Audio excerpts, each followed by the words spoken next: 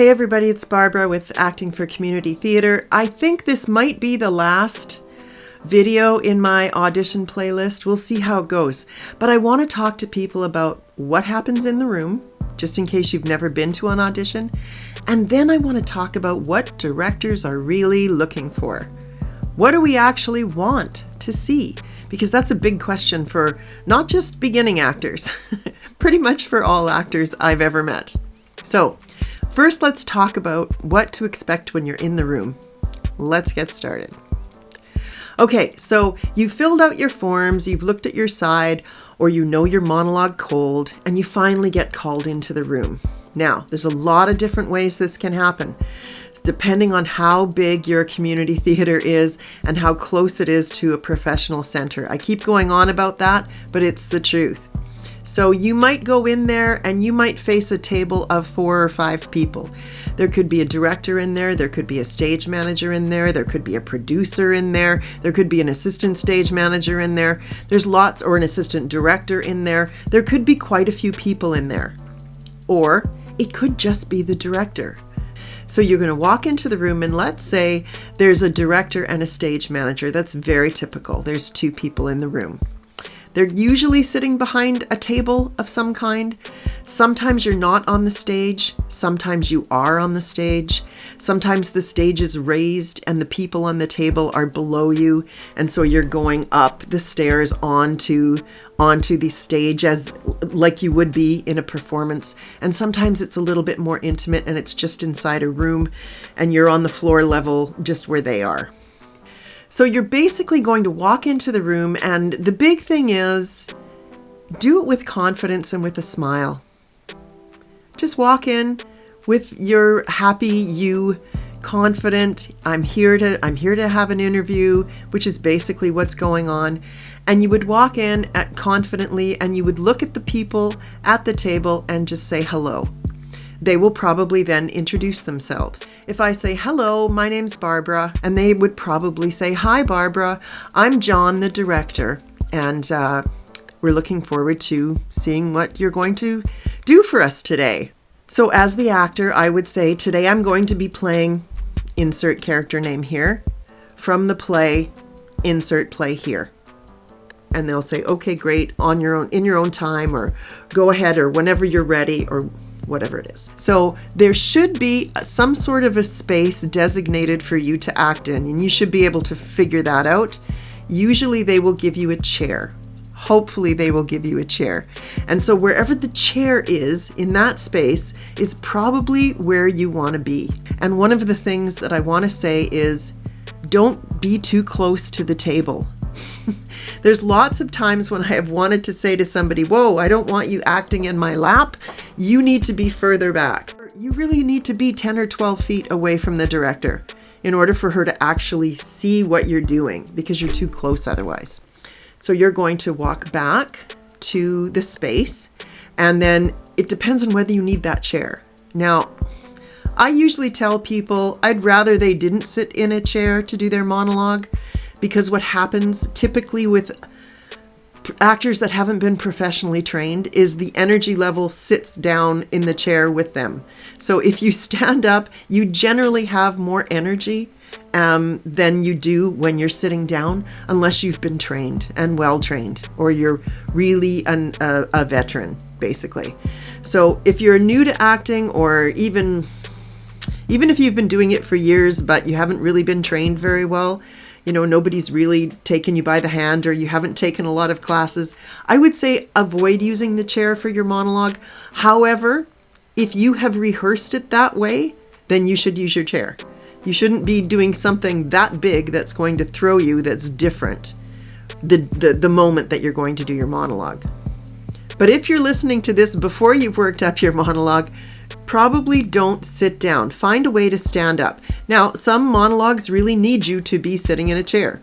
So sit in a chair. I'm not saying you shouldn't do it ever. I'm saying just be aware that your energy is going to drop when your butt drops. So the response that you need to have to that is to actually remember to keep your energy up and not to let it fall through the floor. So you're going to either move that chair out of the way because you're not going to use it, or you're going to move it in a position where you want it in order to use it, or you're going to move it into the position where you want your imaginary scene partner to be. So if you want to reference that person that you're talking to now and then in your monologue, then I would say put it downstage at about a 45-degree angle towards the stage. So about there. So that you can look at them and you can look up and away and you can look around and it's not staring right in front of you, because you don't want to do that. Make sure that when you're doing your monologue, you're not actually looking at the director. Don't do your monologue to the director or anybody at that table. That makes them very uncomfortable. So you want to pick some spots above their head in the room. You don't want to deliver the entire monologue there, because you want to be able to look in different places and you want to be able to think inside and you want to be able to do whatever you're doing with your eyes and then go back to that person. But just make sure it's over the director's head and not into their eyes. Or it's to something else. It's to a chair, obviously just a little bit above where their head would be. It's to a prop that you've brought with you. It's to God. It's to somebody. Just don't put the whole thing there. You don't want to just be talking to that person and only to that person. You want to be looking at them and talking to them and then thinking and walking away and doing a rant and turning around and then coming back to them to see what they say and how are you reacting and etc., etc. If you make a mistake in your monologue, let's say you get into it and you're about 4 lines in and you really screw up or you skip a section or whatever it is. If you can just recover it and keep going, that is the thing to do. Rarely should you ask to start over again. And I mean rarely, because we don't need to see you start over again. I've seen people go through 3/4 of their monologue and then ask to start over again. It's like, no, I don't. I've already made a decision on what I've seen. I don't need you to start over again. And I mean, when you're done, you can simply say, obviously, I skipped some lines there. That's okay. Don't apologize for your work afterwards. But I would say, unless you absolutely have no choice, that you're so lost that you can't recover it, don't ask to start over again. It's not that you can't. It's just that a lot of the times it's actors being super picky and the director doesn't need them to be super picky. We've seen it. If you've said 10 lines already and you've made a mistake, just find your place and keep going. Stay in the moment if you can and keep going. Because part of what a director likes to see is whether or not you can recover, because you're going to have to recover on stage from time to time. That's a certainty. So you've just done your last line. Hold your moment for a second or two afterwards so that it's actually complete, and then just say thank you. Okay, so now you're finished your audition, and probably what's going to happen is they're going to want to chat at some point about some things. So they could chat about all kinds of things. It's not impossible that a director is going to want to redirect your monologue. It does happen in the professional world for sure. Doesn't happen as much in community theater, but they might want to redirect you. If they do, absolutely 100% throw out whatever you've done and follow their direction. If they say, I'd like you to do that monologue again, or the last 5 lines again, or the first half of it again, or whatever it is, but this time I want you to fill in the blank, take it on board, forget about what you've worked on. Like, you've got the monologue, but forget about your specific choices and do whatever the director tells you to do as best you can. That could happen, and it likely won't, because most directors in community theater will choose a monologue not for the reasons of redirecting people. That's what a callback would be for. So often they use it as a sort of a screening process. Does this actor have some chops? And then they will call you back, and then they will see how directable you are. It just depends on what they want to achieve and what their timeline is. So they may not do anything with your piece, but they may want to talk to you about something else. So what did you think about that play? Or what did you think about that character? Which is why you'd better have done your homework on that monologue. If it's a standalone monologue, they might ask you about that. I've never heard that monologue before. Where did you get it? Who wrote it? They might question you, and you better know the answers. They might simply ask you about something to do about the resume that you've given them. So just always, always, always be honest. Be honest, be honest, be honest. Don't ever lie in anything. You've got to be genuinely you.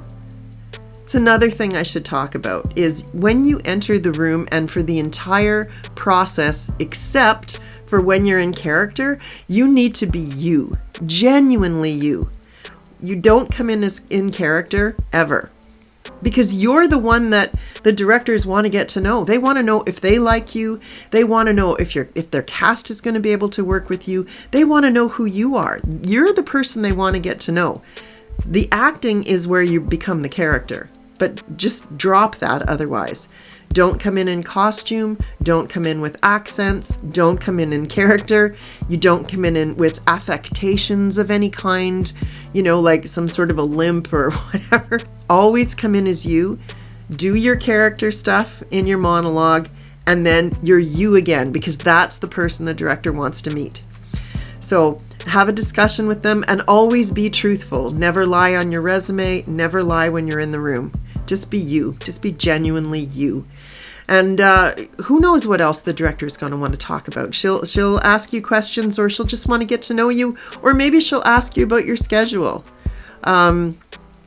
Or what do you love about this play, or something. So just have an honest little chat with them. Let them lead it, and you provide your honest answers to all those questions. And then you will, when the interview's over, they'll probably say something like, "Thank you very much, we'll be in contact."